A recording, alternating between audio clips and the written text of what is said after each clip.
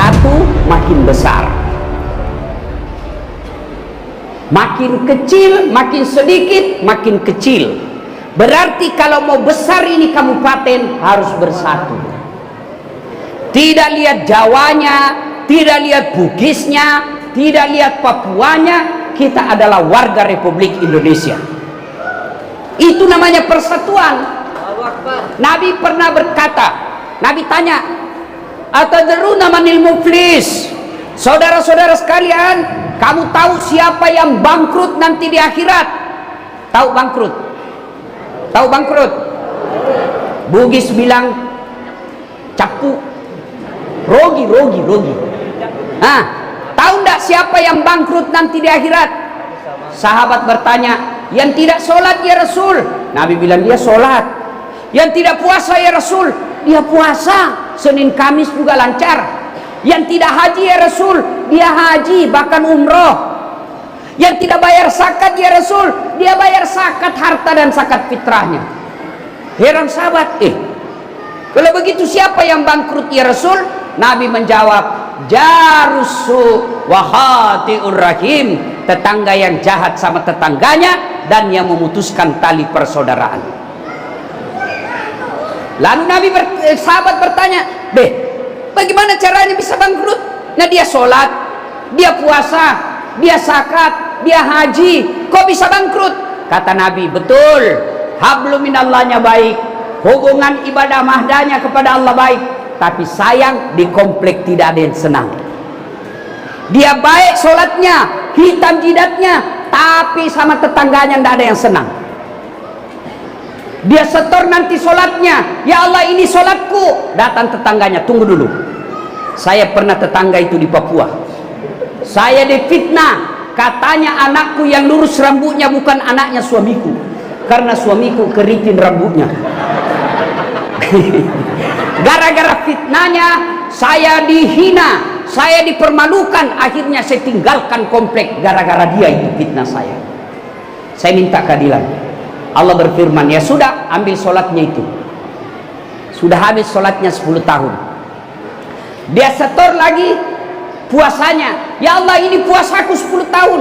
Datang lagi tetangganya, tunggu dulu, saya pernah sama-sama caleg di Papua. Dia fitnah saya, katanya mobilku hasil korupsi. Mana bisa pegawai biasa punya mobil? Dia fitnah saya, gara-gara fitnahnya saya dimutasi menjadi staf ahli yang tidak ada stafnya. Saya minta keadilan. Allah berfirman, ya sudah, ambil puasanya. Habis sholatnya, habis puasa. Dia setor lagi hajinya, ya Allah ini hajiku. Datang lagi, tunggu dulu, saya pernah diserobot tanahku 2 meter. Saya mau lapor polisi, tamanna polisi. Gara-gara dia serobot tanahku, saya tidak punya got. Setiap hujan pasti banjir rumah saya. Kelakuannya ini. Allah berfirman, ambil hajinya. Habis amalnya Pak, habis. Puasa habis, sholat habis, haji habis, zakat habis. Masih ada yang datang. Saya juga pernah disakiti. Dia bilang yang banyak amalnya tadi, ya Allah bagaimana lagi caranya? Nah sudah habis amalku ini. Allah berfirman, ambil dosanya orang yang pernah kau sakiti. Itulah makna orang bangkrut. Biar hitammu sholat, jidatmu hitam, puasa ke Senin Kamis, depan rumahmu tidak suka karena parkirmu, samping rumahmu tidak senang gara-gara gotmu, samping kirimu tidak senang gara-gara peliharaan ternakmu, belakang rumahmu bertengkar gara-gara sampahmu. Kamu bukan orang soleh di hadapan Allah. Itulah sebabnya Allah selalu sampaikan setiap Jumat, wa'tasimu bihablillahi jami'an wa la tafarraqu. Berpegang teguhlah engkau pada tali persaudaraan agama Allah, jangan kau bercerai-berai. Apa yang membuat orang bercerai-berai? Apa yang membuat orang bermusuhan? Satu, pemilu, pilkada, pilcaleg. Orang mau jadi presiden, kalian bertengkar. Orang mau jadi bupati, kalian baku musuh. Orang mau jadi anggota DPR, kalian baku hantam. Bodoh namanya itu. Bos, Bu, Bu, masih ingat pemilu 2019? Masih ingat? Masih ingat? siapa yang bertanding? Bapak Jokowi dengan Bapak Prabowo. Siapa yang menang? Bapak Jokowi. Siapa menterinya? Prabowo. Sekarang malah makin akrab. 2009 satu paket. Kalian sekarang masih baku musuh. Apa namanya kalau bukan beleng-beleng? Iya toh? Sebelum pencoblosan kemarin, Bapak Ketua Partai Nasdem dengan siapa itu? Sekarang baku lampu. Maka jangan kalian baper, jangan kalian bermusuhan gara-gara politik. Politik ini pesta. Tiap 5 tahun kita lakukan. Silahkan pilih jagoanmu, jangan kau hina orang. Orang pilih partai bukan karena suku, bukan karena ras. Pilih mako yang kau suka, tapi jangan kau hina orang. Coba lihat, apalagi janji-janji politik. Hai, kecewa Bapak. Maka politik jalan, pilkada jalan, pilgub jalan, tapi jangan bermusuhan. Politik jangan bermusuhan. Lihat itu, kita lihat baku lawan sama-sama tim sukses. Wajar mereka ribut sama tim sukses. Kenapa? Dia mau jadi menteri, dia mau dapat proyek, tapi kalian mau dapat apa? Jangan ketawa, saya serius ini.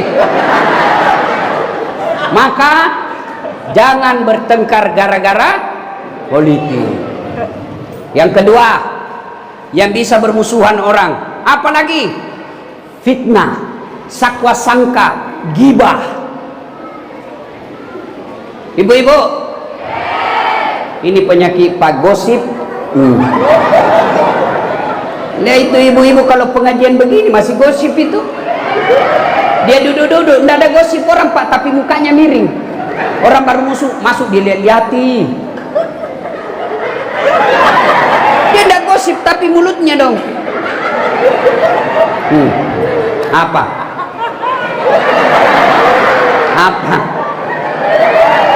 Tidak serasi kudungnya sama roknya. Iya kayak umbul-umbul. Orang kalau kau cerita pasti marah, dia pisah, dia tinggalkan. Bahkan saya pun dia gosip. Saya lewat tadi ada yang gosip saya, dia beli itu juga bajunya yang viral. Tukang gosip. Orang kau cerita, dia tidak bisa lawan, lambat laun dia tinggalkan, putus persaudaraan. Sekarang dulu orang gosip mesti ketemu.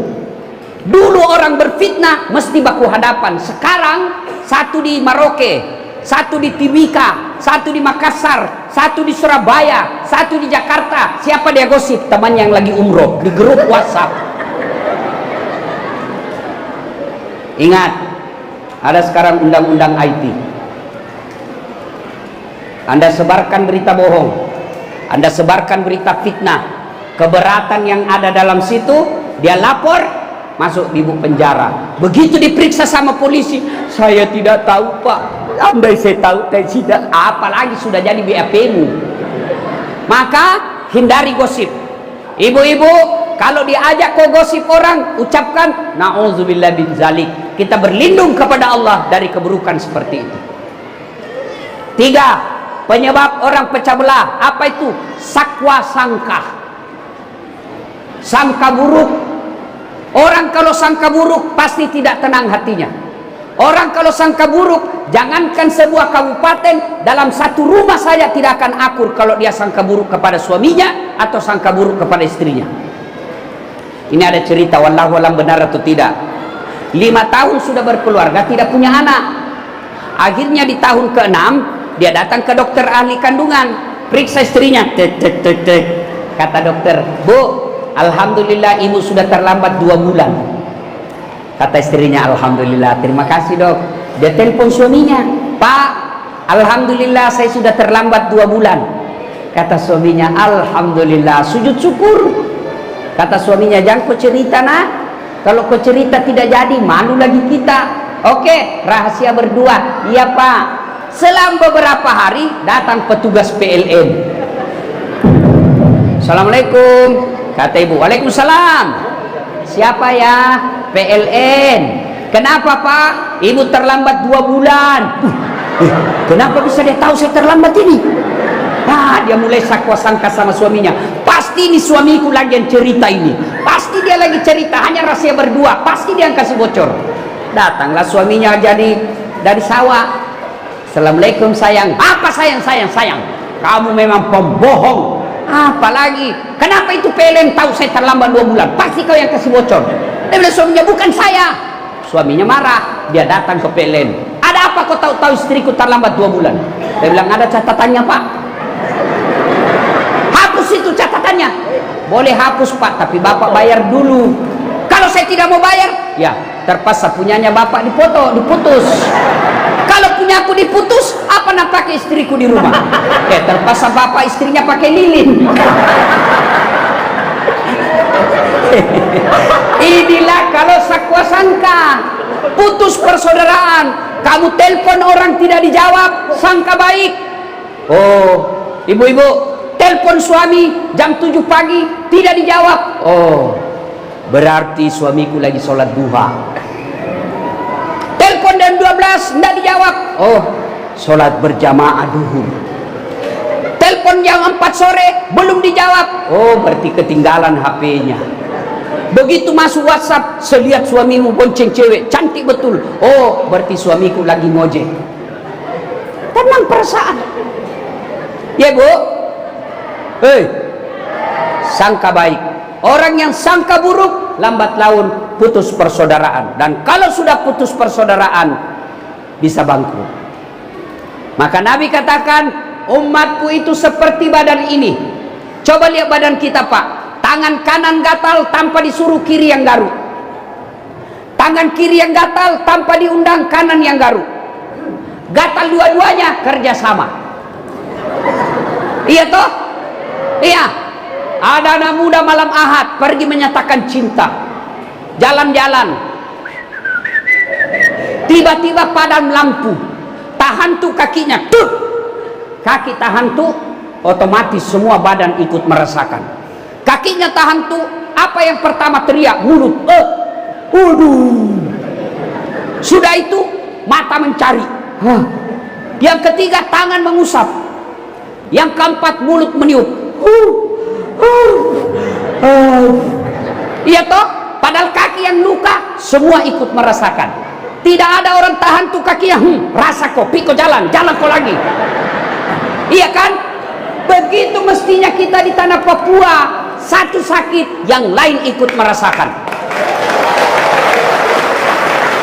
Ada yang ganggu bupati kita, rakyat tanah Papua. Jangan kau ganggu bupati. Kalau kau ganggu bupati, kami rakyatnya akan kau lawan. Ada yang coba ganggu tentara polisi, jangan ganggu tentara kami. Jangan ganggu polisi kami. Kalau kau ganggu tentara polisi kami rakyat di sini kau lawan. Polisi juga begitu. Jangan kau tipu rakyat kami. Kalau kau tipu rakyat, saya penjara kamu. Itu yang namanya uhuwa, saling bersatu. Coba lihat tangan kita ini Pak. Kalau dia kompak, 5 jari bisa jadi tinju.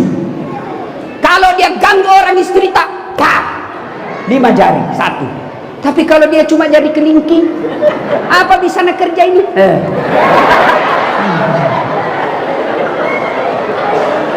Maka saudara-saudara sekalian, kabupaten ini, tanah Papua ini bisa jaya, bisa seperti Jawa, bisa seperti Sumatera kalau rakyatnya bersatu.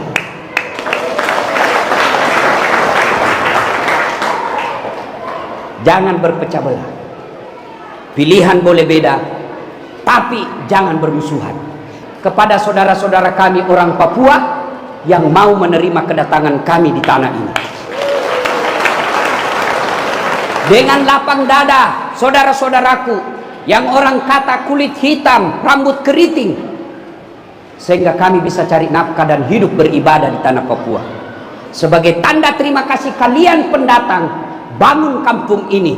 Jangan lagi kau berkata saya orang Jawa, saya orang Bugis, saya orang Padang. kalian bukan orang siapa-siapa, kalian rakyat Indonesia yang diikat sila ketiga persatuan Indonesia. Cari satu, bersatulah. Pesan yang kedua, Bapak Ibu, tidak ada orang tidak ada masalahnya, apalagi kalian para perantau. Mana ada orang tidak ada masalahnya? Ini di depan saya, muka-muka penuh masalah semua ini. Ya, ini yang bicara. Kok kira tidak ada masalahku? Banyak masalah saya, Pak. Saya ini laki-laki jarum super, jarang di rumah, suka pergi. Tapi saya bukan laki-laki jisamsu, janji manis nyatanya palsu. Masya Allah. Apa masalah saya? Selalu jauh dari keluarga. Mamanya cek selalu komplain, kenapa kau jarang di rumah, jalan-jalan aja, datang satu hari pergi satu bulan. Saya cuma tidak marah, saya tidak kecewa, saya tidak marah, saya cuma jawab lagu, tiap hari engkau ku tinggal pergi, bukannya aku sengaja, demi kau dan si buah hati, terpaksa aku harus begini. Masya Allah. Ini tanya Pak Wakil, semua yang kerja di kantor bupati ada masalahnya. Apa masalahnya waktu mahasiswa? Mau jadi pegawai. Sudah pegawai, sudah selesai masalahnya? Tidak, mau jadi kepala bagian. Sudah jadi kepala bagian, selesai masalahnya? Enggak, mau jadi kepala dinas. Sudah kepala dinas, selesai masalahnya? Tidak, mau jadi sekda. Sudah jadi sekda, selesai masalahnya, mau jadi wakil bupati. Sudah wakil bupati, selesai masalahnya, mau jadi bupati. Sudah jadi bupati, selesai masalahnya, mau 2 periode. Sudah 2 periode, ditangkap KPK. Semua ada masalah. Ini lihat. Ini bapak-bapak polisi. Yang satu bunga itu namanya kompol. Selesai masalahnya? Tidak, mau jadi AKBP 2 bunga. Sudah 2 bunga, selesai masalahnya, mau 3 bunga. Sudah 3 bunga, mau jadi jenderal bintang 1. Sudah jadi jenderal, selesai masalahnya, pensiun. Mana ada masalahnya? Paling besar masalahnya ini bapak-bapak polisi, takut sama istrinya. Biar Pak Kapolda. Mana ada polisi tidak takut sama istrinya? Saya bilang, temanku, bukan kita takut sama istri, Ustaz. Cuma ini istri selalu melapor sama istrinya komandan, dan komandan juga takut sama istrinya. Kalau saya komandan tidak takut sama istri. Tidak ada orang Bugis takut sama istrinya, Pak. Tidak ada. Ya betul, Pak. Tidak ada orang Bugis takut sama istrinya. Cuma istrinya lebih berani. Salatullah ala Tuhan salatullah ala Yasin. Semua orang punya masalah. Para nabi ada masalah, bapak polisi ada masalah, bapak-bapak tentara ada masalah, wakil bupati ada masalah, ulama ada masalah, dasat ada masalah. Semua kita punya masalah. Istri cantik, bapak pikir bukan masalah? Istri cantik nagoda orang istri tak masalah. Apalagi kalau suaminya jelek, tambah masalah lagi. Berarti bagus kalau istri jelek. Istri jelek dihina orang, masalah. Kita lagi yang malu jalan sama dia, duluan aja deh, nanti kita ketemu di gedung. Sampai di gedung dia bilang istrinya, mana kau bang? Nggak jadi deh, mencerit saya. Istri cantik masalah, istri jelek masalah. Semua orang masalah. Ada orang belum menikah sudah punya rumah, tapi apa masalahnya? Nggak ada anaknya. Ada orang sudah 2 anaknya menikah, ada masalahnya. Apa masalahnya? Nggak ada rumahnya. Ada orang punya rumah, punya anak, apa ada masalahnya? Apa? Suaminya selingkuh. Semua orang punya masalah, Pak. Maka Allah sampaikan, Pak tentara, Bapak polisi, ASN, rakyat, ada masalahmu? Allah tidak bilang kau dokter dulu. Ada masalahmu? kau jadi anggota DPR dulu, tidak. Ada masalahmu, kau jenderal dulu. Ada masalahmu, kau kapolsek dulu, tidak. Allah cuma minta dua. Ista'inu bisobri wassalah. Sabar. Saudara-saudara, adik-adikku, bapak polisi, sudah lama tugas di sini, jauh dari keluarga. Rasanya mau pergi kembali, tapi apa boleh buat, SK belum keluar. Sabar. Tidak ada mikala itu sabar. Adik-adik polisi, komandan selalu marah-marah. Sabar. Kenapa? Namanya kau anak buah. Masa kau mau marah sama Kapolres? Tidak mungkin. Ustaz, istriku jelek. Sabar, itu nasibmu. Kenapa? Karena kalau dia cantik, dia malu jalan sama kamu. Kenapa? Karena kau juga jelek. Iya toh? Coba kalau ilmu sabar dipakai, aman. Sudah lama, sabar. Sabar itu alladzi isa asabatum musibah qalu inna lillahi wa inna ilaihi raji'un. Marah-marah istri, inna lillahi wa inna ilaihi raji'un. Tapi jangan kau kasih dengar. Innalillahi. Oh, tambah marah dia. Bagaimana caranya? Kau balik kanan, bersembunyi di dinding, usap. Innalillahi wa inna ilaihi raji'un. Tenang. Coba amalkan itu. Kita dimarah-marah komandan. Jangan kau ucap di depannya, namutasi kau. Ya, sabar. Yang kedua, kata Allah, perbaiki sholatnya. Sini ada yang mewakili Kapolda, Kabaops, atau anulah Kapolres, Pak Wabuk, ada komandan, ada ajudannya Pak toh? Bapak ada ajudan kan? Nah, coba kalau beliau panggil ajudan, itu ajudan dek, biar lagi duduk, langsung, benar, biar ada canggoreng di mulutnya, tahu kecang goreng? Kacang. Siap.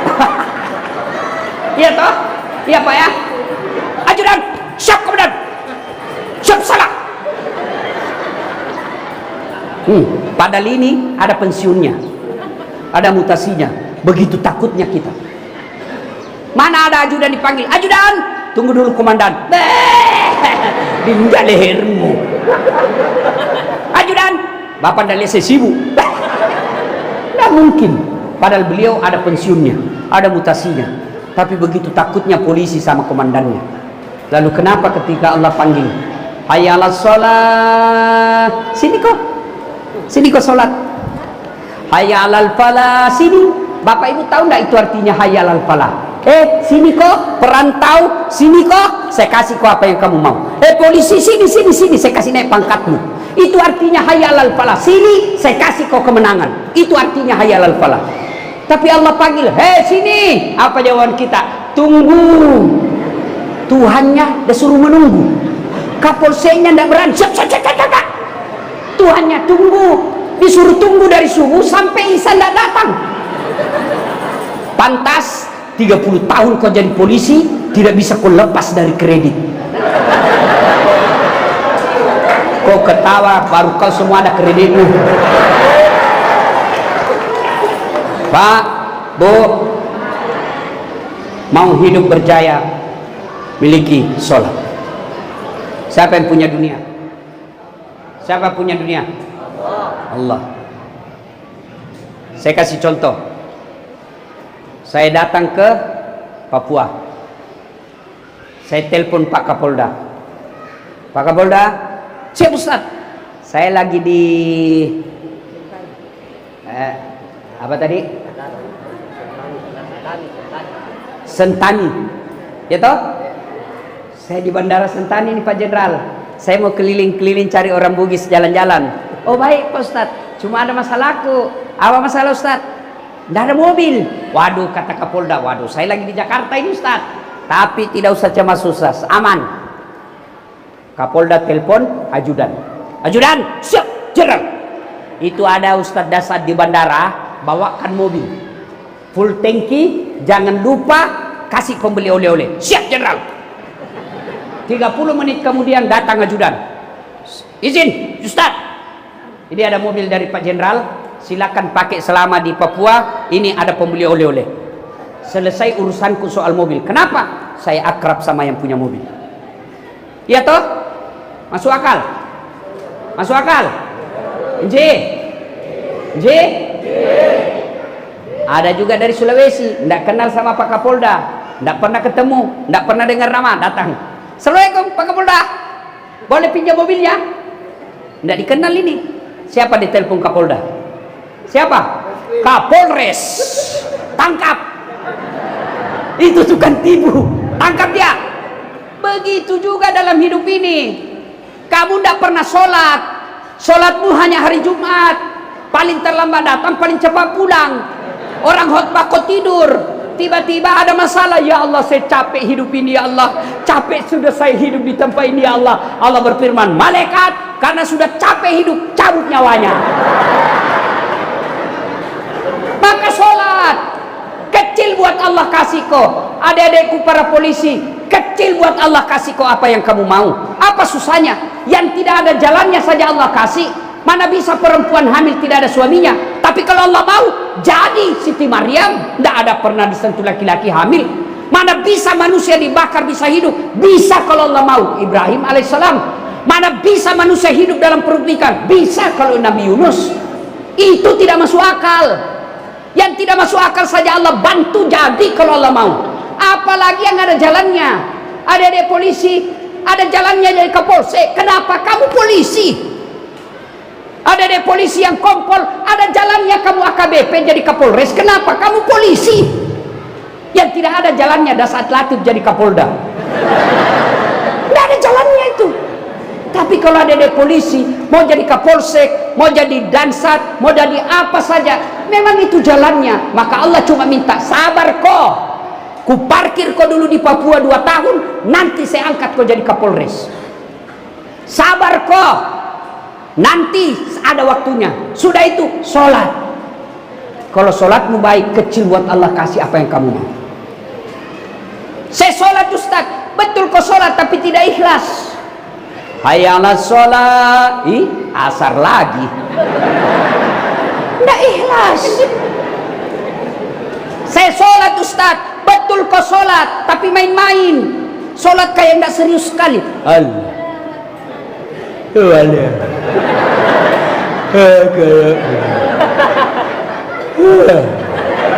Siapa ajar kau sholat begitu? Sholat Ustaz, saya kau sholat tapi tidak serius. Allahu Akbar. Siapa ajar kau sholat mak keju-keju? Allahu Akbar. Ini sudah tahiyat atau belum? Maka sedulur-sedulur, jauh-jauh merantau di sini kalau kau tidak sholat, itu yang saya istilahkan lapar sekali. Lalu beli nasi bungkus. Setelah punya nasi bungkus, nasinya dia buang, bungkusnya dia makan. Itulah yang disebut jauh dari Jawa, jauh dari Sumatera, jauh dari Sulawesi, jauh dari Ternate, datang merantau ke sini cari uang, sampai di sini tidak sholat. Itu yang saya istilahkan cari makan, dapat nasinya, nasinya dia buang, bungkusnya dia makan. Sholat. Kalau sholat, Allah kasih apa yang kamu mau. Ya, ibu bapak saudara-saudara sekalian, banyak yang ingin kita sampaikan, tapi waktu jualah yang membatasi kita. Pesan, kenapa? Terus. Kau kira saya tukang parkir? Terus. Ustaz ini. Ya. Nah, kita datang lagi ke sini nanti selesai pilkada. Ya. Kita doakan Pak Kapolda sehat walafiat. Kita doakan beliau terwujud cita-citanya. Pilkada di tanah Papua damai. Sudah pilkada kita datang lagi insyaallah. Ya. Bersyukur kepada Allah ada Kapolda kita yang bisa mendatangkan Ustadz Dasat. bukanlah perkara yang sombong, bukan perkara mengada-ngada. Tidak gampang untuk mendatangkan saya, Pak. Bukan karena saya pilih-pilih, tapi memang ngantri acara. Banyak yang ngantri acara, Pak. Tapi karena saya suka Pak Kapolda, beliau orangnya santun, beliau orangnya baik, dermawan, dan yang paling penting lagi seakidah dengan kita. Kapolda tidak mungkin dibantu kasih uang. Apa sumbangannya Kapolda? Memberikan pengamanan kepada rakyat Papua. Itulah sumbangannya. Sumbangannya bapak-bapak polisi menjadi pengayom, pelindung, dan pelayan masyarakat. Dan spesial sumbangan Pak Polisi hari ini mendatangkan tablik akbar Ustadz Dasat Latif. Pesan khusus, jaga kedamaian dan ketentraman tanah Papua, karena kalau tanah Papua damai, maka yang menikmati kedamaian itu orang-orang yang hidup berdiri di tanah Papua. Tapi kalau Papua ini ribut, maka yang pertama rugi dan mengalami kerugian besar bukan orang yang ada di Jawa, bukan orang di Sulawesi, tapi orang-orang yang berdiri di tanah ini. Maka kita punya kewajiban untuk menjaga kedamaian dan ketentraman. Bersama-sama kita membangun tanah Papua supaya tanah Papua bisa sejajar dan semartabat dengan negeri-negeri yang lain, provinsi yang lain yang ada di Indonesia.